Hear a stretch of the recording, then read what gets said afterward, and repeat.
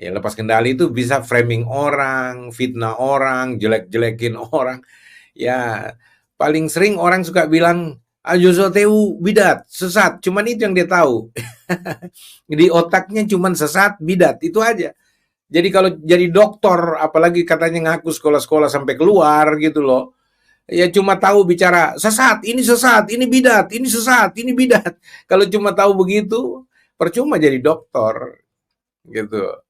Ya, mestinya kata-kata begituan tidak usah ada. Dan siapa yang melantik Anda jadi polisi teologi? Otoritas apa yang ada pada Anda yang suka menghakimi teologi orang atau pemahaman teologi orang? Ya, Anda tidak punya otoritas apa-apa untuk menghakimi dokter-dokter lain atau pendeta-pendeta lain yang berseberangan teologi dengan Anda. Ya, pertanyaannya, siapa Anda yang apa bisa menghakimi orang yang tidak sepemahaman dengan Anda? Ya, ini yang dibilang kampungan, orang-orang yang suka apa namanya menghakimi orang-orang lain, teologinya berbeda, lalu ya marah dan maki-maki, oh, sesat. Ada lagi satu YouTuber anak kecil itu yang sok pinter, ya, yang suka bilang, jangan ke channelnya Joshua Tehu, jangan ke channelnya Erastus Sabdono, sesat. Kasihan anak kecil seperti itu dibego-begoin, ditolol-tololin, lalu kemudian apa? Jadi punya pemahaman yang amat sangat apa? Duplikatif. Assalamualaikum warahmatullahi wabarakatuh. Berjumpa lagi dengan Jadi HMC ya, channel yang mengedukasi dan menghibur. Teman-teman, ini kalian wajib ya. Untuk video yang satu ini saya minta tolong dan wajib ini disebarkan kepada teman-teman kita Kristen di luar sana. Dan bagi teman-teman saya Kristen yang menonton video ini, simak baik-baik dan benar-benar kalian pelajari. Hilangkan narasi kebencian, hilangkanlah pikiran kotor dari diri kalian. Benar-benar belajar, benar-benar minta ya, minta kepada Tuhan untuk membimbing kalian, untuk mengerti sebenarnya. Dan saya mohon dibantu share juga, supaya teman-teman di luar sana bisa tercerdaskan ya. Oke, kita masuk kepada pembahasan kita. Nama Dr. Yonatan Purnomo ini sedang viral, teman-teman. Sedang viral di kalangan para pengajar sekolah tinggi teologi, di kalangan para pendeta, teman-teman. Kenapa bisa nama Dr. Yonatan ini lagi viral? Jadi Yonatan Purnomo atau Pak YP ini adalah ketua bidang biblika di BMPT KKI. Beliau bukan orang sembarangan, teman-teman ya. Beliau adalah seorang pendeta. Beliau juga adalah seorang pengkaji biblika, ya, pengkaji Bible, melihat sejarah Bible dan mengecek apa isi Bible dan sesuaikah dengan ajaran para rasul. Beliau adalah ketua bidang pengkajian biblika. Ini bukan jabatan main-main ya. Beliau adalah ketua bidang biblika di BMPT KKI. Nah, ini biar kalian tahu dan saya tunjukkan ya bahwa ini bukan sembarangan orang, teman-teman. Jadi kalau ada yang kritik beliau, ada yang nyerang beliau, itu saya anggap konyol. Anda siapa? Jadi dia memang mempelajari biblika ini, Bible ini. Oke, dan kemarin BMPT KKI membuat seminar tanggal 15 ya, Juni. Dan itu membuat heboh, teman-teman. Membuat heboh. Kenapa membuat heboh? Karena isinya adalah pengakuan jujur dari Dr. Yonatan Purnomo bahwa Bible yang kalian pegang sekarang pada umumnya, terutama terjemahan dari LAI, itu tidak benar. Ya, tidak benar, teman-teman. Ini yang teman-teman harus ketahui ya, bahwa LAI itu salah menerjemahkan. Karena tidak berasal dari sumber yang kanon, sumber yang asli. LAI salah. Bahkan sudah ditemukan, ada ribuan, teman-teman. Ribuan kesalahan. Kurang lebih 6.500 kesalahan penerjemahan. Kesalahan isi dari Bible. Ini pengakuan dari Dr. Yonatan Purnomo sendiri ya, bukan saya yang ngomong, nanti kita akan dengar. Dan Beliau itu adalah ketua Biblika di BMPT KKI.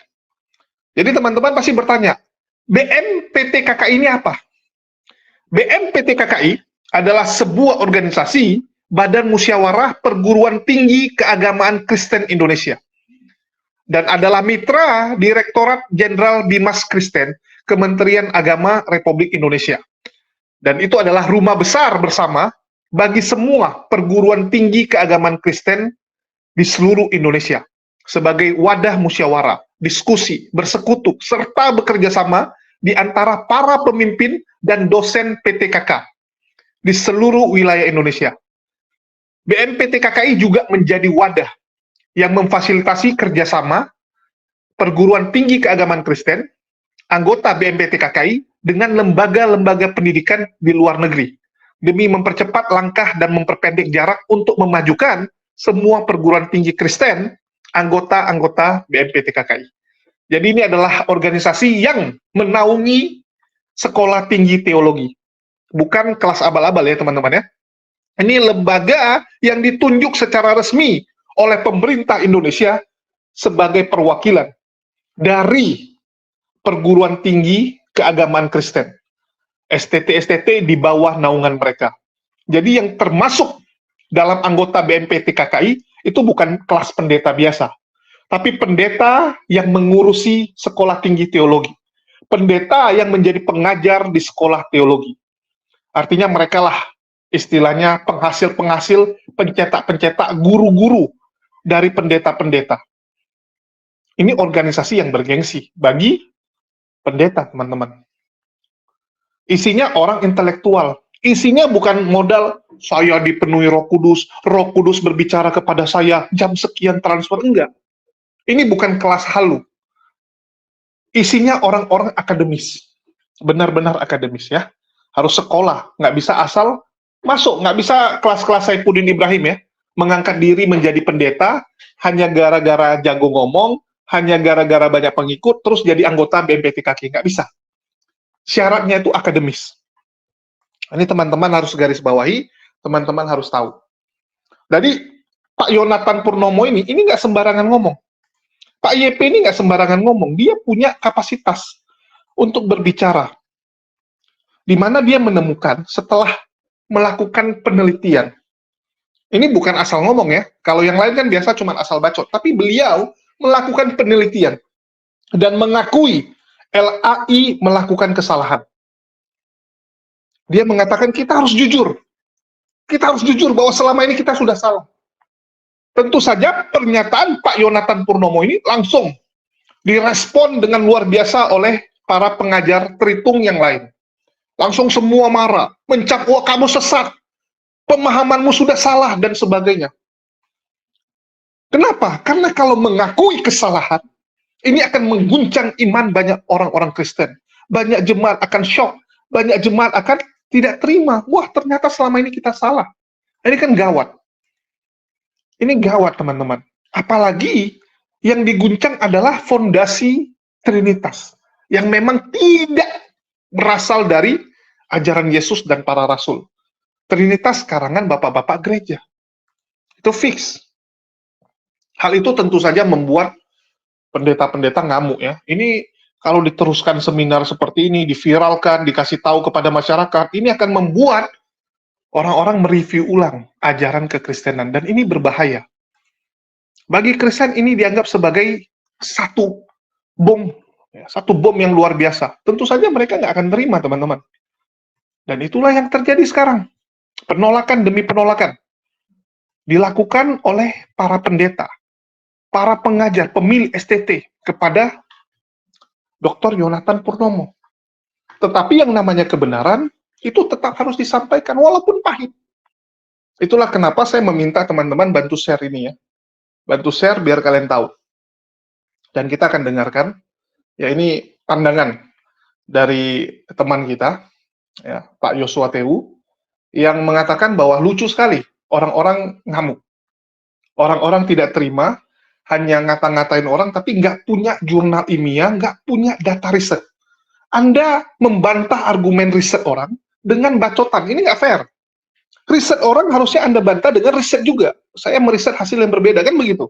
Ini nggak cuman ngata-ngatain orang dan sebagainya, dan memang kita bisa melihat bahwa kapasitas mereka-mereka itu seperti itu. Jadi sebelum saya mengkaji lebih dalam, nanti kita akan bedah di satu-satu ya. Jadi saya kasih ini pendahuluan supaya kalian ngerti apa yang terjadi, siapa itu Dr. Yonatan Purnomo, kenapa dia dikomplain. Nah, ini saya kasih tahu dulu nih pendahuluan, nanti baru kita masuk ke materi yang berat-berat. Karena saya tahu penonton saya ini banyak yang kurang ngerti.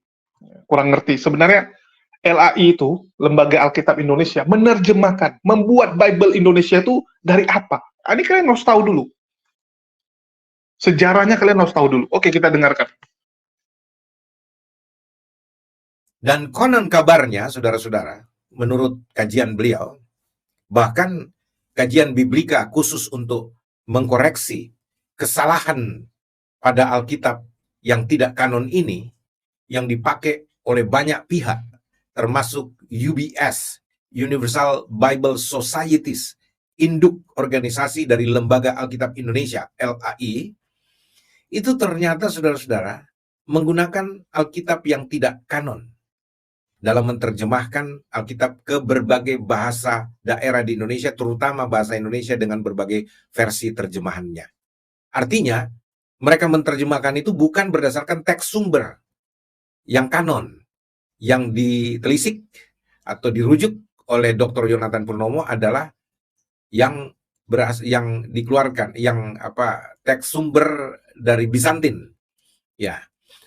Jadi itu yang diklaim oleh beliau sebagai teks sumber, ya, yang kanon, karena itu mengikuti ajaran Rasul secara lurus, garis lurus rasuli, ya. Sedangkan yang tidak kanon itu misalkan dari Kodeks Sinaiticus, Kodeks Vatikanus, Kodeks Alexandrianus, Kodeks Blasea dan lain sebagainya, itu dianggap naskah yang tidak kanon. Saudara-saudara, ini hasil penelitian, ini bukan saya hanya coba mereview apa yang terjadi pada seminar nasional tanggal 15 Juli kemarin yang diselenggarakan oleh BMPT KKI, dan ada satu hal yang ingin saya ungkapkan setelah ini, ya, menjelaskan sedikit pengantarnya, supaya teman-teman yang baru lihat ini bisa memahami. Dan saya pikir ini merupakan media belajar, tidak perlu marah, tidak perlu ngamuk, apalagi caci maki, lalu menyerang personal, baik Pak kepada Pak YP, kepada Pak Stefri Lumintang, ya terlebih kepada saya. Jangan suka marah sama saya, bro.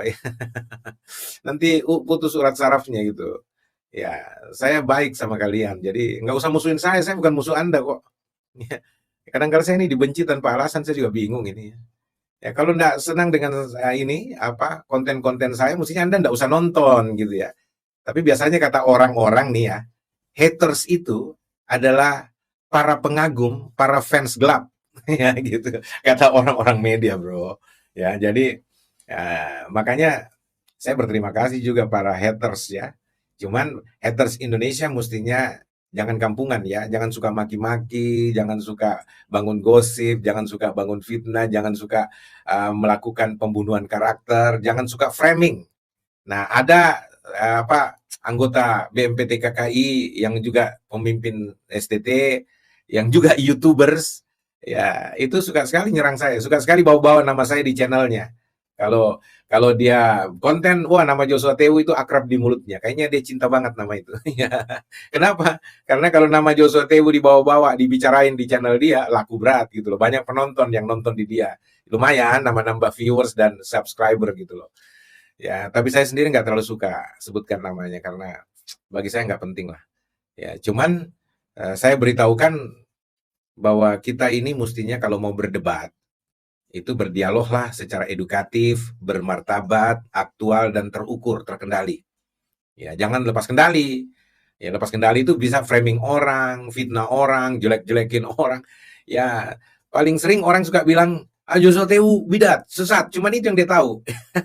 Di otaknya cuman sesat, bidat, itu aja. Jadi kalau jadi dokter, apalagi katanya ngaku sekolah-sekolah sampai keluar gitu loh, ya cuma tahu bicara sesat, ini bidat, ini sesat, ini bidat. Kalau cuma tahu begitu, percuma jadi dokter gitu. Ya, mestinya kata-kata begituan tidak usah ada. Dan siapa yang melantik Anda jadi polisi teologi? Otoritas apa yang ada pada Anda yang suka menghakimi teologi orang atau pemahaman teologi orang? Ya, Anda tidak punya otoritas apa-apa untuk menghakimi dokter-dokter lain atau pendeta-pendeta lain yang berseberangan teologi dengan Anda. Ya, pertanyaannya, siapa Anda yang bisa menghakimi orang yang tidak sepemahaman dengan Anda? Ya, ini yang dibilang kampungan, orang-orang yang suka menghakimi orang-orang lain, teologinya berbeda, lalu ya marah dan maki-maki. Oh, sesat. Ada lagi satu YouTuber anak kecil itu yang sok pinter, ya, yang suka bilang, jangan ke channelnya Joshua Tehu, jangan ke channelnya Erastus Abdono, sesat. Kasihan anak kecil seperti itu dibego-begoin, ditolol-tololin, lalu kemudian jadi punya pemahaman yang amat sangat duplikatif, ya copy paste aja, nggak punya pemahaman noveltis, nggak punya pewahyuan progresif dalam pemahaman alkitabiahnya gitu loh. Jadi kalau kita cuma menghafalkan dalil-dalil teologi turun temurun, lalu kemudian itu yang kita bangga-banggakan, dan bahkan ambil waktu sekolah teologi sampai level doktoral, kira-kira 13 tahun gitu, ya. Lalu hanya menghafal dalil-dalil teologi turun-temurun bapak-bapak gereja dan seterusnya misalkan. Padahal Alkitab sudah finish, sudah selesai. Ya, apa gunanya Anda sekolah teologi kalau hanya itu yang Anda mau hafalkan, dalil-dalil teologi turun-temurun? Ya, saudara-saudara yang kekasih, saya tidak bermaksud apa-apa, tetapi hanya ingin menyadarkan kita bahwa kalau Dr. Yonatan Purnomo benar perihal analisisnya, penelitiannya, risetnya, bahwa Alkitab yang kita pegang sekarang, rata-rata kita pegang ini, Lembaga Alkitab Indonesia keluarkan, dan juga bekerja sama dengan Lembaga Biblika Indonesia dari Katolik. Kalau ternyata itu betul, 6.500 kesalahan di dalamnya. Bayangkan, 6.500 kesalahan dari Alkitab, Lembaga Alkitab Indonesia. Dan ini bukan pernyataan asal bunyi, tapi ini berdasarkan riset yang bertanggung jawab dan dapat ditelusuri. Dia punya referensi di berbagai kalangan yang mengangkat persoalan ini. Ya. 6.500 kesalahan Alkitab, Lembaga Alkitab Indonesia. Dan ini sudah dibuat jurnalnya oleh Dr. Yonatan Purnomo, dan itu masuk Scopus, indeks Scopus di internasional Q1 kalau saya nggak salah laporannya. Artinya ini sudah teruji. Ini bukan asal-asalan gitu loh. Ya. Banyak yang pengkritik dokter-dokter teologi di BMPT KKI yang mengkritik beliau ini, yang bahkan nggak punya jurnal internasional. Ya, apalagi mau bicara Q1. Ya. Jadi saudara-saudara yang kekasih, Pak Yonatan ini karyanya banyak sekali, saudara-saudara. Ya, yang pengkritik beliau ini biasanya ya, tidak punya karya. Ya, cuma modal doktor teologi lulusan lokal yang, ya saya nggak menghina, saya nggak masalah sih orang mau doktor teologinya dari alma mater mana, nggak masalah bagi saya. Cuma maksud saya, ya, kalau sesama ilmuwan teologi nggak usahlah saling menyerang, apalagi nyerang personal. Ya, istilahnya kalau Anda melawan argumentasi atau materi atau tesis dari Dr. Yonatan Purnomo, mestinya buat antitesisnya. Mestinya materi lawan materi, penelitian lawan penelitian. Jangan penelitian orang Anda lawan dengan framing, gosip, fitnah, pelecehan. Itu dokter macam apa Anda? Dokter abal-abal itu. Ya. Lalu kemudian menyerang lembaga STT-nya. Oh, itu dari STT abal-abal. Emang STT-mu nggak abal-abal? Ya. STT baru kemarin juga lahir sok gaya lagi. Ya, itu pun ngutang sana ngutang sini. Ya, itu pun ngemis sana ngemis sini untuk biayai STT-nya. Ya, kalau mau dibuka semua sih, kalau mau saling memframing lembaga teologi, wah kacau kau nanti, malu besar. Ya, ini kepada orang tertentu. Ya, dan saya juga heran sampai Pak Yonatan itu yang saya tahu orangnya sangat menjaga perkataannya. Ketika di grup WhatsApp BMPT KKI, beliau kelepasan ngomong juga sampai mengatakan di grup ini ada 5 iblis. Bayangkan saja, kelepasan juga gitu.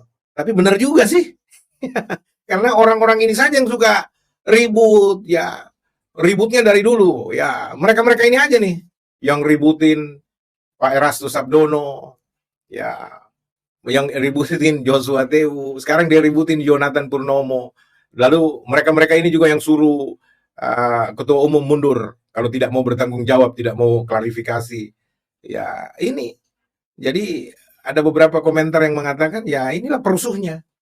Ya bahkan ada satu orang yang saya juga kecam karena apa, dia berkata, ya ajaran alat Tritunggal lebih besar dari BMPT KKI. Lebih bagus BMPT KKI bubar daripada alat Tritunggal dihina. Wah, gitu. Nah, saya bilang, wah ini kelihatan iblisnya nih.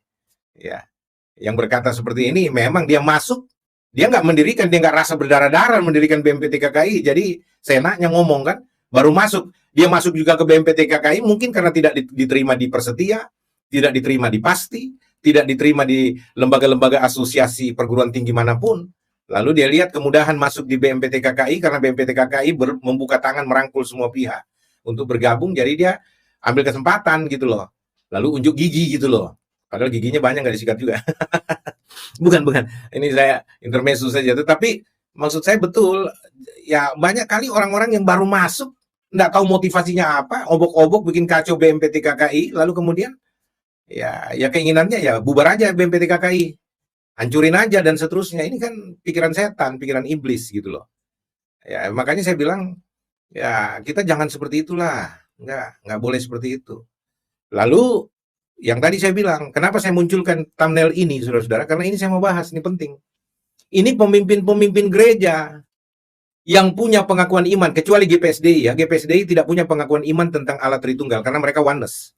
Ya, UPCI, United Pentecostal Church International, Gereja Pantekosta Serikat Indonesia, dengan ketua umumnya, ketua sinodenya adalah Pendeta Dr. Larry Kubani.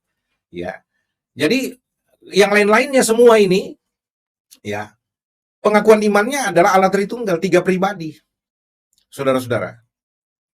Dan kenapa saya mau sampaikan hal ini penting? Karena saudara-saudara yang kekasih, mereka itu di gereja mereka masing-masing, gereja yang besar-besar ini, itu mereka membuat pengakuan iman. Nah, ini baru cocok. Pengakuan iman itu, saudara-saudara, konteksnya di gereja, bukan di BMPT KKI. Ya, BMPT KKI bukan gereja, dan bukan beranggotakan hanya orang-orang Tritunggal. Tidak, saudara-saudara. Dan BMPT KKI dari awal didirikan dengan komitmen tidak mempersoalkan doktrin teologi masing-masing STT yang menjadi anggotanya. Kita nggak urus soal doktrin, soal teologi. Yang kita urus lembaga teologinya.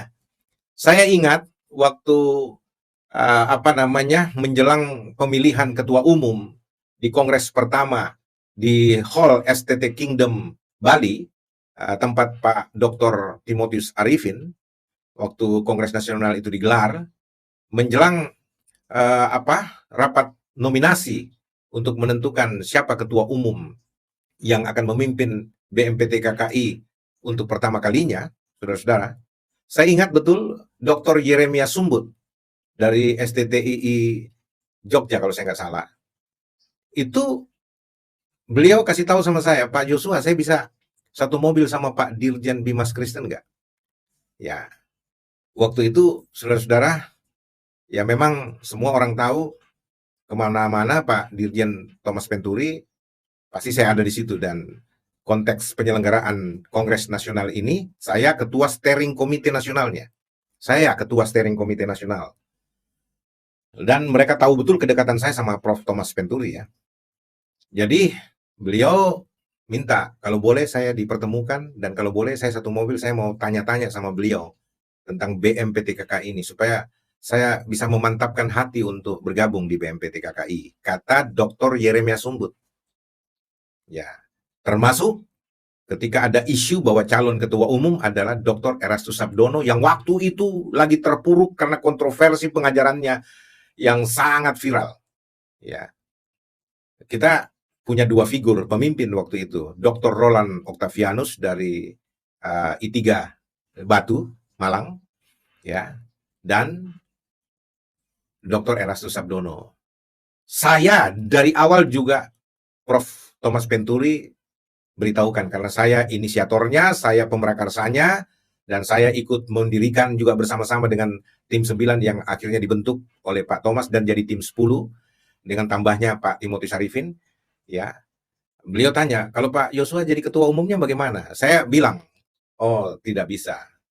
Saya tidak punya kapasitas untuk memimpin organisasi yang besar ini, karena bukan cuma soal kemampuan leadership yang dibutuhkan Pak Dirjen. Saya harus akui, ya, bahwa bukan cuma keterampilan manajemen atau leadership yang dibutuhkan, tapi juga kita butuhkan karisma dan juga butuhkan fulus. Ya, saya kualitas boleh, enggak ada yang ragukan kualitas saya, saudara-saudara, dalam memimpin. Saya ini bukan bicara sombong sama sekali, enggak. Saya punya banyak banyak karya. Saya ada di beberapa lah organisasi besar di Indonesia yang berskala nasional. Saya juga ada sebagai anggota Dewan Pembina di beberapa organisasi-organisasi besar. Ya, saya mendirikan dan memiliki STT sendiri. Ya, saya banyak lah. Nggak usah. Saya mau bicara bukan untuk saya hari ini. Ya, kalau saya sudah tinggal lihat YouTube saya, tinggal lihat kiprah saya lah, gitu ya. Tapi saya mau berbicara bahwa saya harus jujur. Waktu ditawarkan itu saya bilang enggak Pak Dirjen. Aduh, saya enggak. Biar saya aja berkontribusi untuk bersama-sama Pak Dirjen menghasilkan ini, dan ini menjadi legacy Pak Dirjen di masa kepemimpinan Pak Dirjen sebagai Dirjen Bimas Kristen.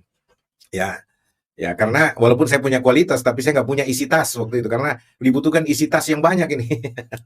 Ya, ya, dan kita lihat Pak Erastus Sabdono memiliki kapasitas itu dan orangnya baik. Dari dulu saya kenal Pak Erastus itu orangnya murah hati, baik. Ya, suka menolong orang lain, dan kalau dia dipercayakan sebuah tanggung jawab, totalitas dia lakukan. Ya, makanya saya respect juga sama beliau. Walaupun secara doktrin teologi saya banyak berbeda sama beliau, dari dulu beliau tahu itu. Ya, sikap teologi saya berbeda sama Pak Erastus Sabdono dan banyak hal-hal lain yang berbeda, tapi kami menjalin hubungan yang mesra, yang baik. Ya, saya anggap beliau abang, saya panggil beliau Kang Mas. Ya, dan kami senantiasa bersenda gurau. Ya, jadi saudara-saudara yang kekasih, itu kira-kira, sehingga saya bilang ada satu figur selain Pak Roland, kita serahkan aja kepada forum. Ya, ternyata pada waktu pemilihan itu yang keluar sebagai pemenangnya adalah Pak Erastus Sabdono, ya, yang menjadi ketua umum. Bahkan sebelum itu Pak Dirjen sempat WA atau ini bahwa kalau Pak Erastus Sabdono jadi ketua umum, saya harus jadi sekum, kata Pak Dirjen waktu itu. Ya, bukan stay free. Nah, cuman Pak Dirjen tidak lihat, dan dalam keputusan waktu Pak Erastus Sabdono terpilih jadi ketua umum, kita forum itu memberi kekuasaan kepada Pak Eras bersama dengan Pak Dirjen waktu itu untuk Pak Eras membangun komposisinya, gitu. Dan beliau mengaku tidak lihat pesan dari Pak Dirjen Bimas Kristen waktu itu. Ya, sehingga beliau menetapkan Pak Stefri jadi sekretaris umum. Ya, saya bilang nggak masalah. Ya, nggak ada yang kebetulan. Berarti rencana Tuhan. Saya dengan legowo, saya bilang, saya juga senang hati. Artinya, walaupun saya tidak menduduki posisi-posisi strategis sebagai pimpinan di BMPT KKI, Pak Dirjen, saya senang karena bisa berbuat sesuatu. Ada karya yang telah saya hasilkan dengan anugerah Tuhan untuk menjadi berkat bagi STT-STT di Indonesia. Jadi saya serahkan sepenuhnya ya Pak Dirjen dan Pak Erastus untuk terus membangun BMPT KKI ini. Ya, itu cerita singkatnya, saudara-saudara. Jadi dari awal Pak Dirjen bicara sama Pak Yeremia Sumbut. Saya kembali ke kisah. Akhirnya Pak Yeremia Sumbut masuk ke mobil. Waktu itu kita pakai Alphardnya Pak Timotius Arifin untuk ke tempat sidang dari kami punya tempat penginapan ya, bungalow yang diberikan oleh salah satu anggota Pak Timotius Arifin yang punya bungalow indah waktu itu. Pak Sinyo, saya ingat nama beliau. Ya, lalu kemudian di mobil itu Pak Sumbut berbicara berdampingan dengan Pak Dirjen di tengah. Saya sendiri mundur ke belakang. Ya, lalu beliau mempertanyakan soal doktrin teologi Pak Erastus Sabdono. Lalu Pak Dirjen, sebelumnya kami memang sudah menghasilkan kesepakatan, ya tidak membicarakan masalah teologi, ya tidak urusin masalah teologi, itu komitmen kita. Dan itu juga yang disampaikan Pak Dirjen kepada Pak Yeremia Sumbut, yang akhirnya menjadi salah satu ketua di periode pertama.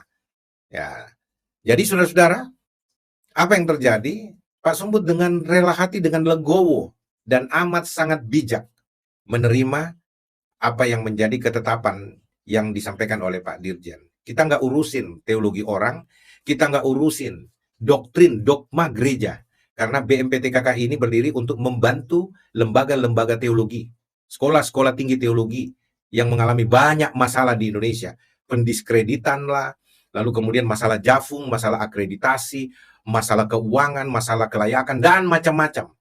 Ya, kita perlu menjadi penolong bagi STT-STT ini. Kita harus menjadi mediator, negosiator, dan juga menjadi kontraktor bagi STT-STT kita. Termasuk Sekolah Tinggi Agama Kristen Negeri, Staken, yang ada di beberapa wilayah di Indonesia, yang beberapa sudah jadi IAKN, Institut Agama Kristen Negeri. Sayangnya IAKN Tarutung gagal dijadikan universitas ya, negeri Kristen. Tadinya kita sudah proyeksi untuk menjadi Universitas Kristen Negeri Indonesia.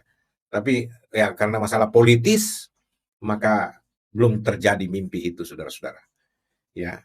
Jadi saudaraku yang kekasih, dari awal BMPTKKI tidak bicara tentang doktrin teologi, apalagi bicara pengakuan iman.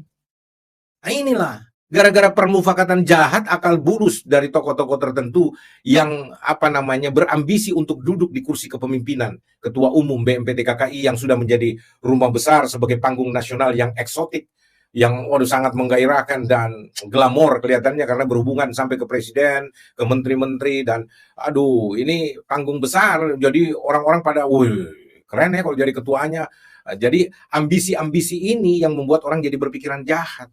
Lalu dengan alasan teologi yang dari dulu kita anti, ya tidak mempersoalkan itu, ya Pak Erastus Sabdono mulai dirongrong, Joshua Tewu mulai dirongrong. Sebenarnya kecemburuannya sederhana, saya bilang. Mereka yang menganggap dirinya teolog-teolog hebat, doktor-doktor teologi dari kalangan non karismatik dan non pentekostal, ya merasa cemburu. Masa panggung besar, rumah besar seperti ini, tempat ngumpul para teolog-teolog hebat dipimpin oleh doktor-doktor dari kalangan karismatik dan pentekostal. Ini kita mau bilang apa? Malu kita. Kira-kira begitulah tafsiran saya. Kecemburuan ini. Ya, teman-teman sudah dengar ya. Jadi memang di luar sana tuh banyak yang mengkritik. Padahal dia nggak ngerti, padahal nggak ilmu, dan cuman menjadi beu. Saya setuju dengan apa yang disampaikan oleh Pak Joshua Tewu ya, yang mengatakan bahwa banyak orang-orang yang melabeli dirinya apologet Kristen, pendebat Kristen, tapi sebenarnya nggak punya pemahaman sendiri. Mereka hanya copy-paste, mereka hanya menggunakan data PowerPoint dari seniornya. Nah ini datanya, kamu hujat Islam seperti ini, kamu sampaikan seperti ini, kalau ditanya ini, jawab ini. Kalian bisa lihat, semua membeu. Apalagi yang terafiliasi dengan Sofyatul. Itu semua sama, teman-teman. Cara ngomongnya, argumen mereka, semua sama. Jadi ini adalah pendebat beo. Nggak ngerti apapun, cuman yang penting bersuara. Nggak punya pemahaman sendiri, nggak mengkaji sendiri, nggak belajar benar-benar. Cuman mau ikut seniornya apa, ya udah dia jadi apa. Dia nggak pernah punya jati diri sendiri. Itu mereka. Dan saya juga mau koreksi ya. Untuk internal muslim, kita juga sekarang mendapati seperti itu. Banyak orang melabeli dirinya apologet. Apologet Islam. Tapi yang dia lakukan cuma apa? Mengcopy. Bang Zuma ngomong apa, dia ikut apa. Ya, nanti Kores ngomong apa, dia ikut ngomong apa. Cuman bisa seperti itu. Terus sudah merasa dirinya apologet. Saya sampai garuk-garuk kepala sekarang ya. Segampang itukah? Dan ini autokoreksi juga buat kita. Banyak penonton yang, oke, tepuk tangan. Hanya karena dia besar mulut, besar omongan, udah gitu. Ini memalukan, teman-teman. Kita tuh harus belajar, harus cari tahu, harus benar-benar mendalami. Kalau kita memang concern di bidang ini. Kalau memang Anda fokus. Kalau Anda memang berminat dengan bidang ini, belajar benar-benar. Jadi ini koreksi untuk kita bersama ya. Dan di sini kalian bisa dengar Joshua Tewu mengatakan bahwa orang-orang ini cuma bisa apa? Bisa melawan data orang hanya dengan framing dan fitnah. Hanya bisa bilang apa? Oh, kamu berasal dari STT abal-abal. Ya, terus STT kamu bukan abal-abal. STT kamu lahir tahun berapa? Didirikan oleh siapa? Ilmunya apa? Apa yang sudah dilakukan? Kan begitu. Apa prestasinya? Kerjanya cuma bisa menghakimi orang lain. Merasa bahwa dirinya polisi. Polisi Trinitas. Dan memang banyak sekarang ya. Kita lihat di YouTube ini banyak yang menjadi polisi Trinitas. Polisinya Yesus, menghakimi orang-orang lain, menghakimi pendeta lain, mengatakan pendeta lain bidat sesat. Menjadi polisi teologi. Ini kan kacau. Siapa yang angkat Anda? Terus Anda bantah orang, datanya apa? Hanya modal suara besar. Hanya modal banyak pendukung. Hanya modal karena mayoritas. Kan memalukan. Ya, jadi siapa sih orang-orang yang disebut ya?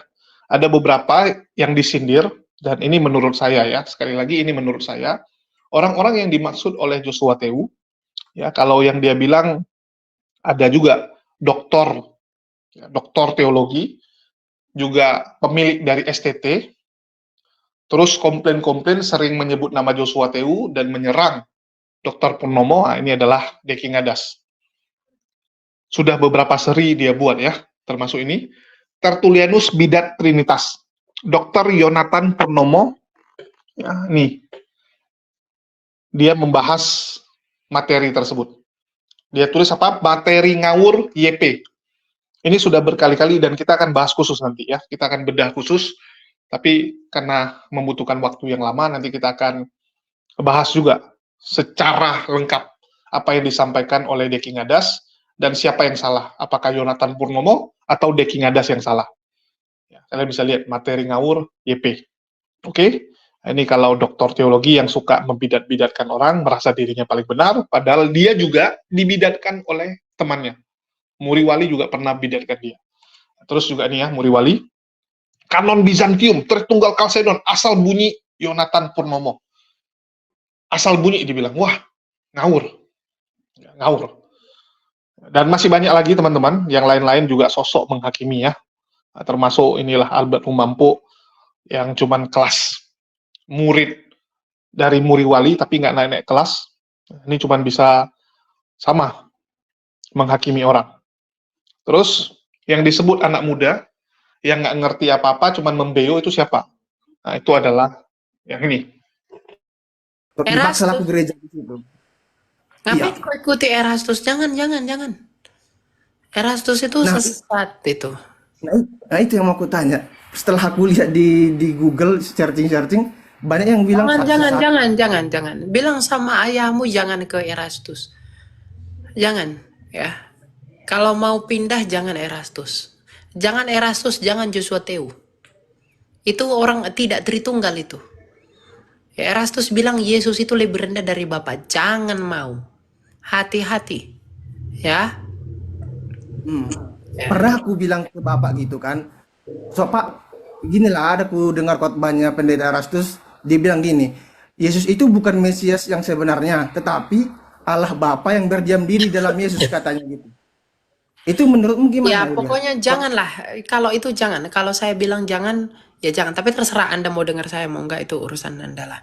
Tapi kalau kamu bilang Erastus, jangan Erastus.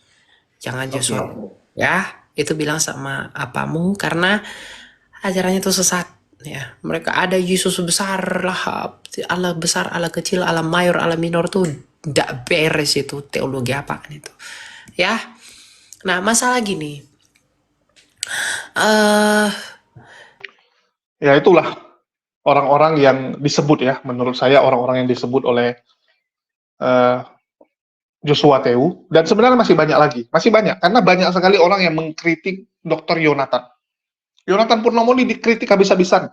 Pendeta-pendeta yang baru muncul di YouTube juga mengkritik. Tapi karena masih kecil, saya nggak usah sebut lah. Terlalu banyak. Lagi pansos kalau saya bilang. Ya, sama yang dibilang Joshua Tewu ini lagi pansos mereka. Udahlah. Jadi apa yang disampaikan oleh Dr. Yonatan Purnomo itu benar. Bahwa LAI mengambil sumber dari apa?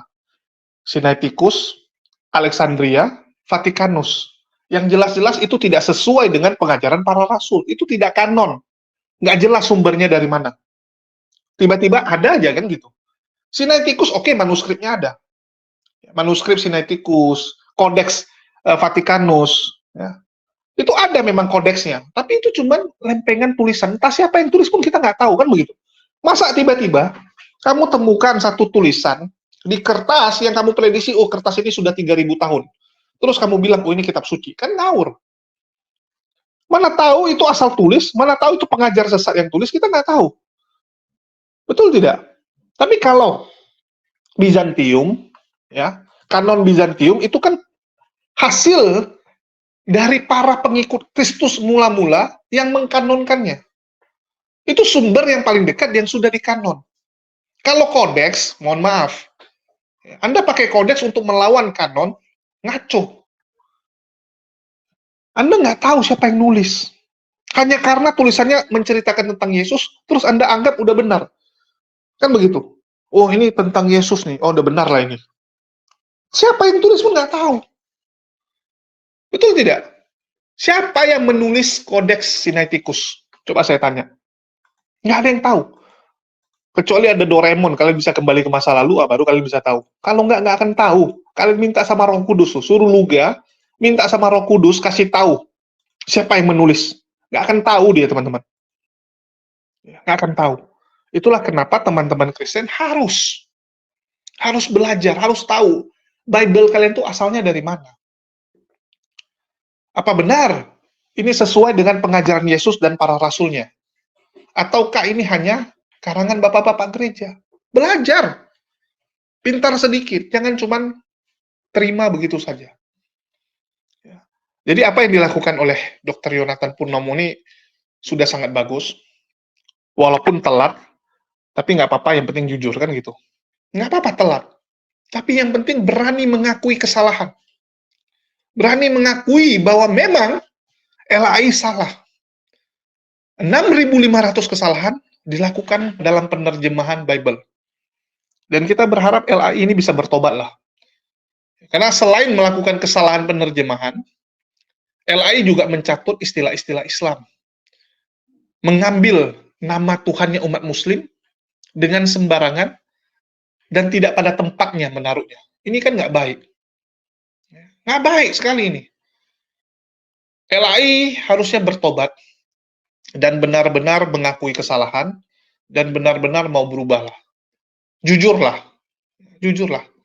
Kita di dunia ini sementara kok. Untuk apa kita lakukan penipuan dan penipuan? Nggak baik. Kan begitu.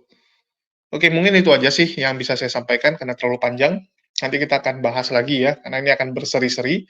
Ya, tolong dinantikan. Kita akan bahas bagaimana Dr. Yonatan Purnomo memberikan jurnalnya, ya, melakukan riset hingga menemukan bahwa memang ini ada kesalahan. Oke, itu aja dari saya. Makasih buat teman-teman semua. Di akhir kata saya ucapkan wassalamualaikum warahmatullahi wabarakatuh. Sampai jumpa di lain kesempatan.